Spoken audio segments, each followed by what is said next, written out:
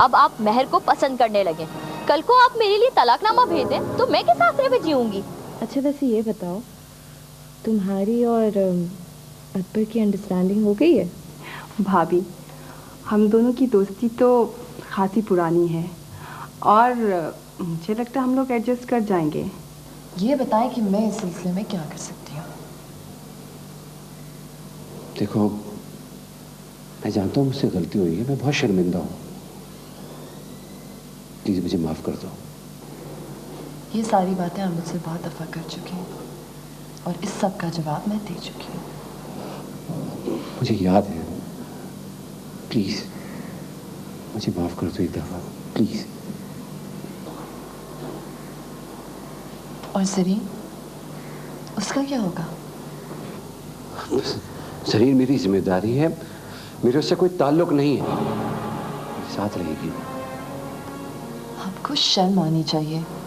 जरीन आपकी बीवी है, आप उससे मोहब्बत करते हैं, उसे हक मिलना चाहिए। आपके घर में रहने का हक, आपके बच्चों की माँ बनने का हक। अगर ये सारी बातें पापा को मालूम हो जाए ना तो वो मुझे गोली मार दे। रोज रोज के मरने से एक दफा मर जाना बेहतर नहीं है? ये सोच के भी मुझे बुखार आने लगता है। आपका मसला ये है कि आप केक खाना भी चाहते हैं और केक रखना भी चाहते हैं। काफी बुरी राय है मेरे बारे में। बुरी राय नहीं रखती, दुरुस्त राय रखती हूँ। दुरुस्त? और ये दुरुस्त राय क्या है? यही कि आप बुज़दिल हैं। अगर मैंने अभी तक आपसे खुला नहीं मांगी तो वो सिर्फ इसलिए कि मैं आपकी मदद करना चाहती हूँ। मेरी मदद? मैं तुम्हारी बात नहीं समझा। मैं चाहती हूँ कि किसी भी तरह आप जरीन को ओन करें। एक औरत के लिए इससे ज़्यादा तौहीन की और क्या बात हो सकती है कि वो एक शख्स की बीवी हो और चोरों की तरह जिंदगी गुजार रही हो। मुझे तो तुम्हारी समझ में नहीं आई। तुम्हें तो जरीन से नफरत करनी चाहिए और तुम। जरीन तो खुद मजलूम है, उससे मैं क्या नफरत करूं? जुल्म तो आपने किया है और हम दोनों के साथ किया है। मैं जालिम हूं। जी हाँ, और मेरे ख्याल में आपसे बड़े जालिम अशरफ अंकल हैं, जिनकी ईगो प्रॉब्लम ने ना जाने कितनी जिंदगियां बर्बाद कर दी, लेकिन उनको अंदाजा नहीं है कि कौन सा तूफान उनके दरवाजे पर दस्तक दे रहा है। तूफान? मेरा मतलब कैसा तूफान? किस तूफान की बात कर रही हो तुम? छोड़े, चंद दिन ठहर जाए, खुद समझ में आ जाएगा।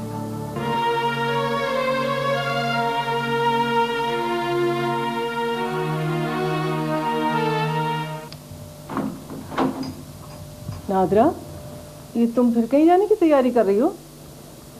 जी मामा, मैं अपनी दोस्त के यहाँ जा रही हूँ। तुम्हें कभी अपने दोस्तों से फुर्सत भी मिलेगी या नहीं?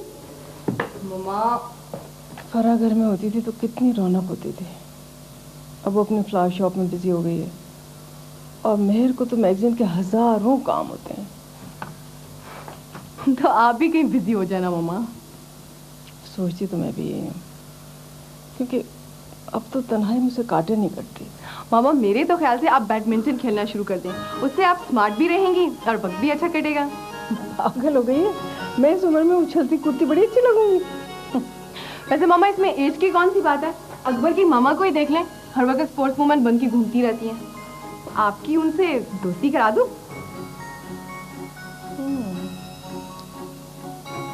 तो कहाँ खेलते हो? जिम खाना है, कराची क्लब है, जहाँ देखिए अपनी रैकेट लिए घूमती रहती हैं। अच्छा देखो, तुम जहाँ कहीं भी जा रही हो ना, वहाँ से जल्दी वापस आ जाना, वरना तुम्हारे पापा ऑफिस से वापस आते ही मेरा भेजा खा जाएंगे कि कहाँ गई है, क्यों गई है, कब वापस आएगी। मेरे पास उनके सवालों के जवाब नहीं होते भाई। जी मामा, आ जाऊंगी। आपसे एक बात पूछूं? चलते चलते अचानक क्या बात याद आ गई? पूछो। मामा, भाई और मेहर भाभी की रिलेशनशिप कैसी है? क्या मतलब? समझी नहीं। देखिए ना मम्मा, भाई हमेशा भाभी से खींचे खींचे से रहते हैं। और देखे ना, हनीमून पे भी मेरी और पापा के इसरार पर गए थे। कुछ समझ में नहीं आता बेटा। क्या मेहर या आरिफ ने तुमसे कुछ कहा है? नहीं मामा, मुझे तो किसी ने कुछ नहीं कहा। लेकिन मेरे पास 2 आंखें तो है ना, मुझे दिखता तो है ना। 2 आंखें तो मेरी भी, लेकिन ये बात ही कुछ ऐसी है कि यही कैसे जाए। मामा, मेहर भाभी तो काफी रिजनेबल नजर आती हैं, मगर जो भाई है ना, ये कुछ ठीक नजर नहीं आते हैं। हमेशा भाभी से खींचे खींचे से रहते हैं। ऐसे लगता है जैसे किसी अजनबी से बात कर रहे हो। बेटा किसका है? कभी तुम्हारे पापा ने घर के किसी मामले में दिलचस्पी ली? ये क्यों लेगा फिर? जी तो है मामा। चलिए छोड़, ठीक है, जल्दी आना। जी मामा, अल्लाह हाफ़िज़।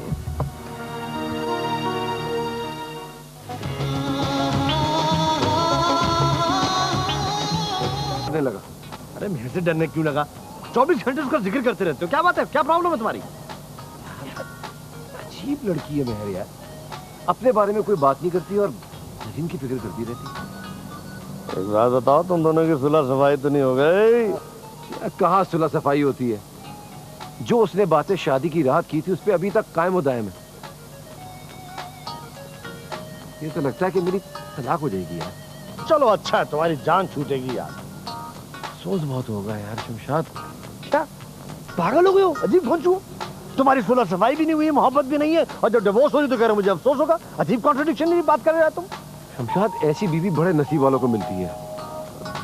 अच्छा छोड़ो इस बात को, जरी भाभी का बताओ क्या हाल है उनका? यार वो तो अजीब चीज है। कहती है कि मैं उसको बीवी की हैसियत नहीं देता हूँ, उसको वक्त नहीं देता हूँ, उसके पास नहीं जाता हूँ। लड़ती है, झगड़ती है, डिप्रेशन के दौरे पड़ते हैं उसको। और आई कैन अंडरस्टैंड दैट। भाई मेरी एक ही बीवी है, लेकिन डबल बैरल है वो भी। खुदा का शुक्र अदा करो, रक्षा भाभी बहुत अच्छी है। बेटा सही कहा है बुजुर्गों ने, बच्चे अपने और बीवी गैर की अच्छी लगती है। पागल तो नहीं है तू?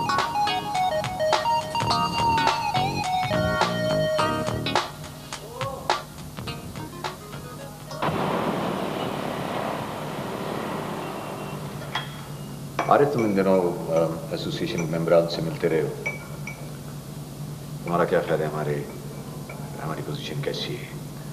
हमारी पोजीशन काफ़ी अच्छी है, क्योंकि सब जानते हैं कि टी एसोसिएट्स वालों ने अपना ब्लैक मनी वाइट मनी करने के लिए कंस्ट्रक्शन में अपना हाथ डाल दिया है। That's a good sign for us. Good, इसका मतलब है कि मैं मुतमईन रहूं। हाँ, जाहिर तो यही लगता है कि हमारे चांसेस जीतने के लिए बहुत अच्छे हैं। देखिए आरिफ मियां, मैं चांसेस की बात नहीं सुनना चाहता। मैंने आपको पहले दिन बता दिया था कि इलेक्शन हमें हर कीमत पर जीतना है। जी, लोगों को ओवरविन करने के लिए जो कुछ मैं कर सकता था वो तो मैंने कर दिया है, मगर बाज़ मामलात ऐसे होते हैं कि जो हमारे हाथ में नहीं होते। ठीक है, ऐसा है कि मैं इलेक्शन के रोज वहां नहीं आऊंगा। मैं चाहता हूं कि इस जीत का सारा क्रेडिट तुम्हें मिले। अलबत्ता जब इलेक्शन के नताइज का ऐलान हो रहा होगा मैं आ जाऊंगा। मेरा तो ख्याल ये था कि आप इलेक्शन के दिन वहीं होते। बहरहाल अगर आप वहाँ नहीं आना चाहते हैं तो आप बेहतर समझते होंगे, ऐसा ही होगा।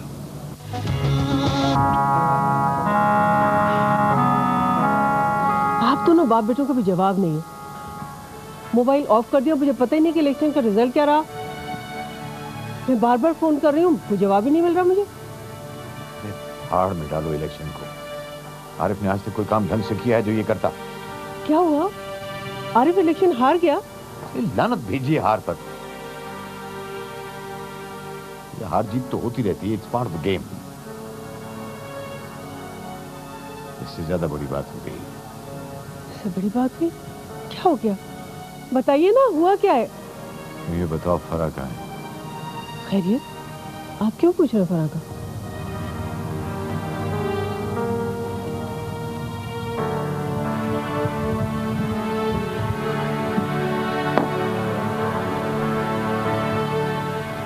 काश इस वक्त मंसूर जिंदा होता। क्या हो गया आपको? कैसी बेकी बेकी बातें कर रहे हैं? अभी आप फरा को पूछ रहे थे, अब मंसूर को याद करने लगे। तुम्हें मालूम है हम इलेक्शन किससे हारे हैं? मुझे कैसे मालूम होगा? वो किसी आगा एसोसिएट का जिक्र कर रहे थे आप लोग। आप दोनों बाप बेटे घर में कुछ बताते तो है नहीं, बिल्कुल आप पे गया आपका बेटा। तुम्हें मालूम है कि आगा एसोसिएट्स को कौन रिप्रेजेंट कर रहा है? क्या वही सवाल? भाई किसी बिल्डर का नाम मैं कैसे जान सकती हूँ? ताश आगा ने हारिस के मुकाबले में रजा को इलेक्शन लड़वाया।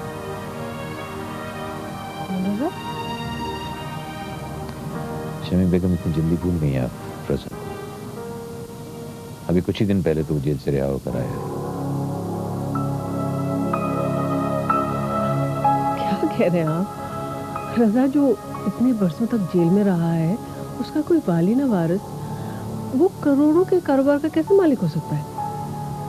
नहीं नहीं, आपको धोखा हुआ होगा, उससे कोई मिलता जुलता शख्स होगा। बेवकूफी की बातें ना किया करें शमी, वो भी मुझे पहचान गया था। क्या अल्लाह, ये कैसे हो गया? अब क्या होगा? यही तो मेरी समझ में नहीं आ रहा है। मुझे हैरत है कि रजा ने अब तक फराह को कांटेक्ट क्यों नहीं किया।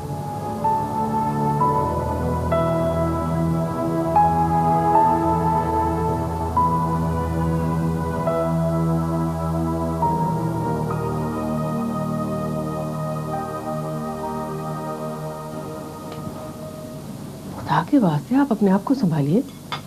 एक रात में बरसों के बीमार नजर आने लगे हैं। भला इस तरह भी मसाइल हल होते हैं? तुम समझती नहीं हो कि ये बात किस हद तक बिगड़ सकती है। मैं अच्छी तरह से समझती हूँ, लेकिन हाथ पांव छोड़ने से तो काम नहीं बनता ना। आदाब भैया। आदाब भाभी। देर हो गया तुम्हें? जी आज तो मैं देर से आंख खुली थी, मैं फिर भी टाइम पे पहुंच जाऊंगी। फराह तुम बहुत अरसे से कहीं गई नहीं हो, मेरा ख्याल है चंद हफ्तों के लिए लंदन चली जाओ। भैया आपको अचानक मुझे लंदन भेजने का ख्याल कैसे आ गया? मेरे ख्याल में तो आपको लंदन जाकर अपना चेकअप करवाना चाहिए। आप बाकायदा बीमार लग रहे हैं। नहीं, मैं बिल्कुल ठीक हूँ, बस वो रात को ठीक से नींद नहीं आई। हाँ, तो मैं कह रहा था कि तुम लंदन। जी नहीं भैया, थैंक यू। मैं इस वक्त लंदन, दुबई, न्यूयॉर्क कहीं भी नहीं जाऊंगी। मैंने बहुत मुश्किल से और बहुत मेहनत से अपना फ्लावर शॉप इस्टेब्लिश किया है। मैं उसे एक दिन के लिए भी नहीं छोड़ सकती। एक तो मेरी ये समझ में नहीं आता कि तुमने ये दुकान खोल क्यों ली है? तुम्हें किस चीज़ की कमी थी? भैया मुझे ये काम या कोई और काम बहुत पहले शुरू कर लेना चाहिए था, मैंने बहुत देर कर दी। मैं देख रहा हूँ कि कुछ दिनों से तुम कुछ ज़्यादा ही खुद सर हो गई हो। कमाल करते हैं आप। अभी उसको लंदन भिजवा रहे थे, अभी उसको डांटने लगे। भाई तुम बिला वजह फराह की हिमायत कर रही हो इस वक्त। मैं कोई हिमायत नहीं कर रही हूँ, एक सादा सी बात कह रही हूँ कि अब उसने कारोबार शुरू किया है तो उसको बीच में छोड़ के कैसे जा सकती है? मेरे ख्याल में भैया को ये गवारा नहीं है कि मैं आपके साथ नाश्ता करूँ। तो लीजिए मैं चली जाती हूँ, वैसे भी मुझे देर हो रही है। पर आप बैठो, नाश्ता करके दो। नहीं भाभी, वैसे भी इस वक्त कुछ खाने को जी नहीं चाह रहा। भूख लगी तो वहीं पे कुछ मंगवा लेंगे।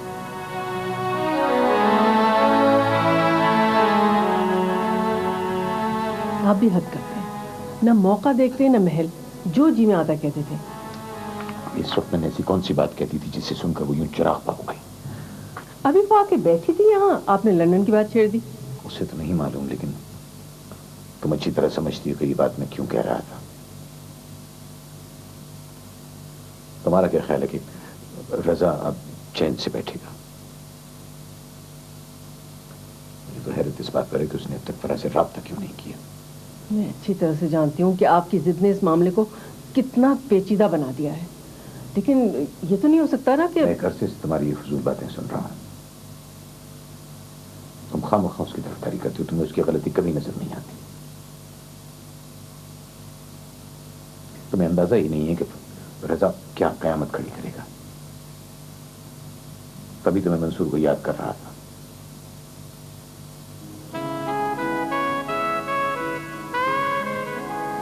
तुमने तो मेरे सारे अरमानों का सत्यानाश कर दिया। कमाल है, कौन से अरमानों ने सत्यानाश कर दिया? मैंने सोचा था कि तुम इलेक्शन जीतोगे तो मैं तुमसे जबरदस्त ट्रीट लूंगी और दूसरे शहर जाने की फरमाइश भी करूंगी, लेकिन अब क्या कह सकती हूँ। तुम्हारा बचपना कब खत्म होगा? ट्रीट कब कराओगे? Please grow up. अरे वाह, मैं घूमने फिरने की बात करूं, दूसरे शहर जाने की बात करूं तो बच्ची हूं, पर आप जनाब अपनी बेगम के साथ सैर सपाटे करें तो साफ बहादुरी है। तुम क्या बेगम बेगम लगाए रखती हो?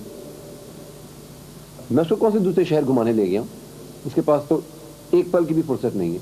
हाँ हाँ, हनीमून पे तो तुम किसी और के साथ गए थे, और उस दिन जब मैं तुम्हारा इंतजार कर रही थी यहाँ पे, उस दिन तुम किसी और के साथ दावतें उड़ा रहे थे, है ना? देखो जरीब, मैं तुम्हें कितनी दफा समझा चुका हूँ कि वो मेरी मजबूरी थी। पापा ने टिकट लाके दे दिए थे, मुझे जाना जरूरी था। मैं कोई अपनी मर्जी से नहीं गया था, और मुझे ऐसे 10 काम करने पड़ते हैं पापा की मर्जी से। अरे for God's sake, मेरे ये तुम्हारी सारी बातें सुन सुन के कान पकने लगे। समझौते की भी हद होती है, और मेरा ख्याल है कि अब ये हद गुजर चुकी है।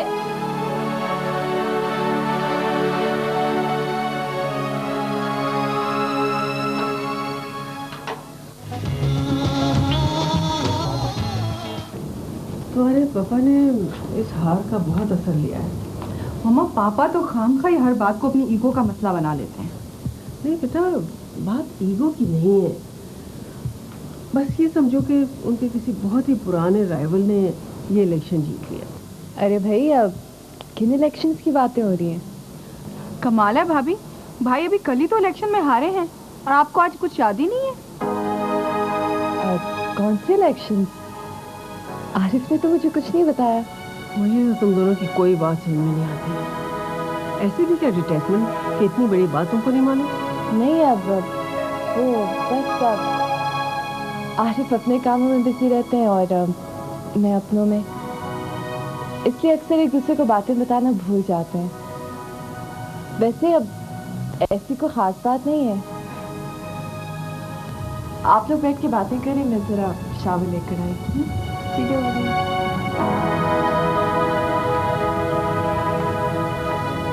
ये लड़की मेरी तो समझ में आई नहीं। मम्मा, इसमें भाभी की कोई गलती नहीं है। भाई ने शुरू दिन से भाभी को इग्नोर किया है। तुम्हें तो हर बुराई अपने भाई में नजर आती है। वो इस शादी पर हरगिज तैयार नहीं था, उसने बार बार मना किया। तो मम्मा, आपको पापा को समझाना चाहिए था कि इस तरह से भाई पर अपनी मर्जी ना थोपें। कैसी बातें कर रही हो? मुझे तो मामा इस बात पर हैरत होती है, जबकि भाई मेहर भाभी से शादी करना ही नहीं चाहते थे तो उन्होंने इनकार क्यों नहीं किया? नाज़ा, तुम्हें सब कुछ मालूम है, लेकिन फिर भी तुम ऐसी भोली बन रही हो जैसे तुम्हें कुछ पता नहीं। तुम्हें याद है तुम्हारे पापा ने उस वक्त उसको क्या धमकी दी थी? उन्होंने कहा था कि अगर उसने ये शादी नहीं की तो उसको घर से निकाल देंगे और कारोबार से भी अलग कर देंगे। कमाल है मामा, भाई पापा की धमकी में आ गए। तो क्या करता? फुटपाथ पे सोता, फाके करता। मम्मा, भाई मर्द हैं, अगर 4 दिन तकलीफ में गुजार लेते तो इसमें क्या फर्क पड़ता? क्या फजूल बातें कर रही हो? मामा, मैं कोई फजूल बात नहीं कर रही हूँ। अगर मेरे साथ भी वही सब कुछ हुआ जो पापा ने भाई के साथ किया है तो मैं ये घर छोड़ के चली जाऊंगी। फिर आप मुझसे कुछ मत कहिएगा। अशरफ अली खान ने मुझे बर्बाद करके रख दिया, और एक आप हैं कि मुझे उसकी तरफ एक कदम बढ़ाने की इजाजत नहीं देते। तुम क्या समझते हो कि आरिफ के मुकाबले में तुम्हें इलेक्शन में क्यों खड़ा किया गया, या उससे पहले आगा एसोसिएट्स का करता धरता क्यों बनाया गया? सिर्फ उससे हिसाब चुकाने के लिए, वरना मैं तुम्हें अपने किसी और कारोबार में शरीक कर सकता था। लेकिन आगा भाई, वो अब ये बात जान चुका है बहुत अच्छी तरह कि मैं जेल की खंडक से निकल के कारोबार के आसमान तक पहुंच चुका हूं। उसके बेटे को खुले में कुछ कर सकता है।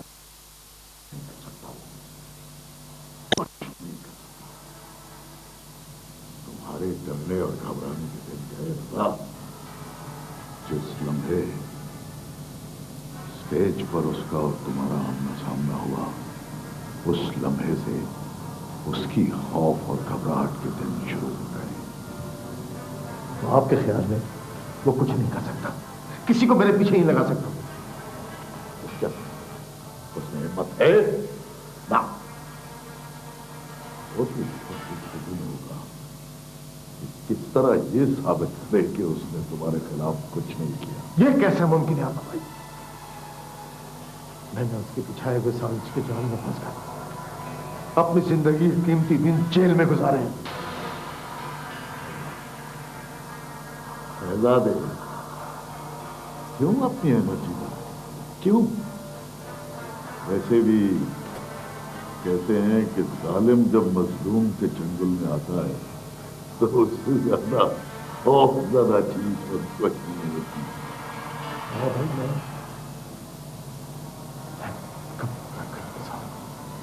कब तक इंतजार करूंगा? चंद दिन, सिर्फ चंद दिन। तो तुमने सुना नहीं कि अल्लाह सब्र करने वालों के साथ है।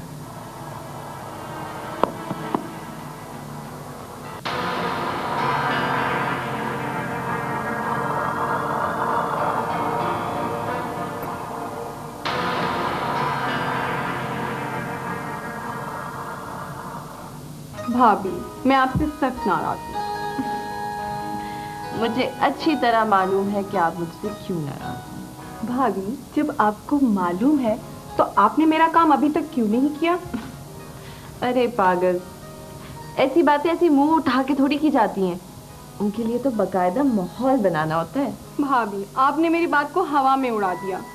आप बहुत बड़ी चीटर हैं। मैं आपसे बिल्कुल बात नहीं करूंगी। भाई, ये मुहावरा तो सुना था कि बात को चुटकी में उड़ा दिया। ये हवा में उड़ाने वाली बात कुछ। भाभी, अगर पतंग हवा में उड़ाई जा सकती है तो बात क्यों नहीं? देखे ना, आप फिर मेरी बात को टाल रही हैं। अरे मेरी जान, मैंने कोई बात नहीं टाली। मैं तो सिर्फ आपको ये समझाना चाहती हूँ कि ये बात अशरफ अंकल से उस वक्त करनी चाहिए जब उनके जहन में और कोई टेंशन ना हो। फिर तो मेरी बात कयामत तक आप पापा से नहीं करेंगी। मैं कुछ समझी नहीं। भाभी, इसमें समझने और समझाने वाली कौन सी बात है? पापा तो कभी टेंशन फ्री होंगे ही नहीं और आपको कभी मौका मिलेगा ही नहीं। अच्छा चलो ये सुनो, मैं पूरे एक हफ्ते के अंदर अशरफ अंकल से बात कर दूंगी। यस भाभी, आप कितनी अच्छी है। वो तो हूँ। अब देखते हैं पापा का रिएक्शन क्या होगा इसके बाद। वैसे इसके बाद क्या होगा? वही होगा जो मंजूर खुदा होगा। अब खुश?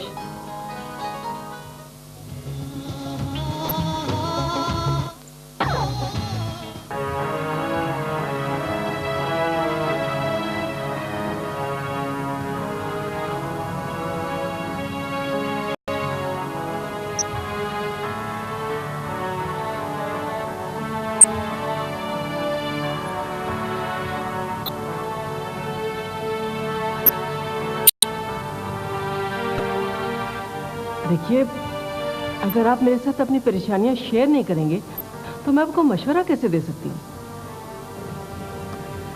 शमीम, मैं अपनी परेशानियां मंसूर के साथ शेयर किया करता था।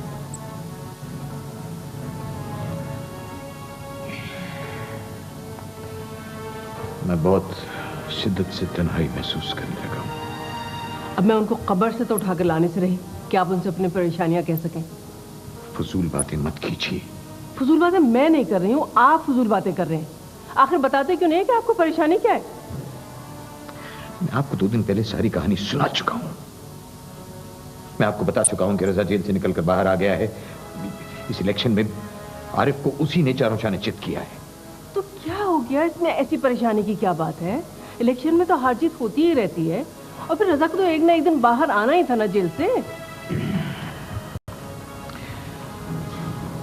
मेरी तो समझ में ये नहीं आता है कि रजा ने अब तक फराह से कांटेक्ट क्यों नहीं किया। कैसी अजीब बातें करते हैं आप भी। ये कोई लैला मजनू का जमाना है? अरे भाई, वो इतने दिन जेल काट कर आ रहा है, फराह का नाम भी भूल गया होगा। ये बात मेरे हलक से नहीं उतरती। आखिर फराह ने भी तो उसके इंतजार में अब तक शादी नहीं की है। फराह की और बात है भाई, वो लड़की है। लड़कियां तो ऐसी हिमाकतें करती रहती हैं और फिर फरहाद ने जेल तो नहीं काटी ना। वो जेल में रहते रहते हो सकता है उसे फरहाद के नाम से वहशत होने लगी हो। मेरी समझ में ये बात नहीं आती है कि वो अचानक की, लेकिन अब आज से कई बरस पहले जब उसने रिश्ता भेजा था फराह के लिए तो उस वक्त उसने मुलाजमत शुरू ही की थी। वो आगा कपाई कहां से हो गया? फिर दूसरी बात ये कि इतने बरस जेल में रहने के बाद जब वो बाहर आया है तो वो कंस्ट्रक्शन कंपनी का एमडी बन गया। अरे भाई हमें इससे क्या?